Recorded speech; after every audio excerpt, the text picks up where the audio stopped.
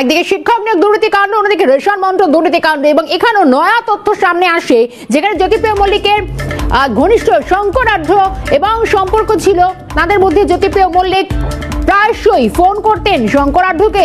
Jyotipriya call details দেখে জানতে পেরেছেন ইডি, এমনটি সূত্র মারফত খবর উঠে আসে। শঙ্কর আঢ্য তার ছেলে শুভ আঢ্য একটি বিদেশি কোম্পানির মালিক বলেও জানা যাচ্ছে। কোম্পানির একটি নামও সামনে এসছে।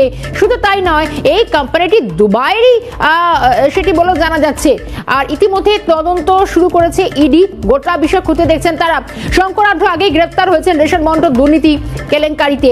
যদিও জ্যোতিপ্রিয় মল্লিক ঘনিষ্ঠ বলেই কিন্তু দাবি করছে ইডি, কিন্তু শঙ্কর আঢ্য বারবার দাবি করছেন তাকে ফাঁসানো হয়েছে, তাকে তিনি নির্দোষ। শুধু তাই নয়, রেশন মন্ত্রক দুর্নীতিতে এই নয়া তথ্য।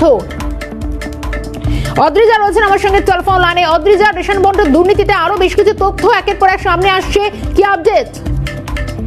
দেখো শর্মিষ্ঠা, যে বিষয়টি জানাই যে রেশন বন্টন দুর্নীতি মামলা দেখছি যত এগোচ্ছে ছাত্র কিন্তু দুর্নীতি সেগুলো চোখে নজরে আসছে। এবং আমি সূত্রের খবর হিসেবে যেটি বিষয়টি জানাবো যে বনগাঁ পৌরসভার প্রাক্তন চেয়ারম্যান শঙ্কর আঢ্যের সঙ্গে কিন্তু প্রাক্তন খাদ্যমন্ত্রী জ্যোতিপ্রিয় মল্লিকের ঘনিষ্ঠ সম্পর্ক ছিল। এবং যেটা সূত্রের দাবি যে জ্যোতিপ্রিয় মল্লিকের কল ডিটেলস থেকে যে তথ্য পাওয়া গিয়েছে, সেই তথ্যের ভিত্তিতে জানা গিয়েছে যে জ্যোতিপ্রিয় মল্লিকের ঘন কিন্তু শঙ্কর আঢ্যের সঙ্গে ফোনের মাধ্যমে যোগাযোগ রেখেছিলেন। এবং শুধু তাই না, তার পাশাপাশি আরো একটি বিস্ফোরক তথ্য উঠে আসছে, যেখানে জানা যাচ্ছে যে শঙ্কর আঢ্য এবং তার ছেলে শুভ আঢ্য একটি বিদেশি কোম্পানির মালিক, এবং সেই কোম্পানিটির নাম SBRN জেনারেল ট্রেডিং, এবং এই কোম্পানি দুবাই অন্তর্ভুক্ত এখনো পর্যন্ত জানা যাচ্ছে। বেশ, এই ডিটেইলসগুলো খতিয়ে দেখছেন ইডির কর্তারা। ধন্যবাদ জানাই। সঙ্গে ছিলেন অদ্রিজা ঘোষ।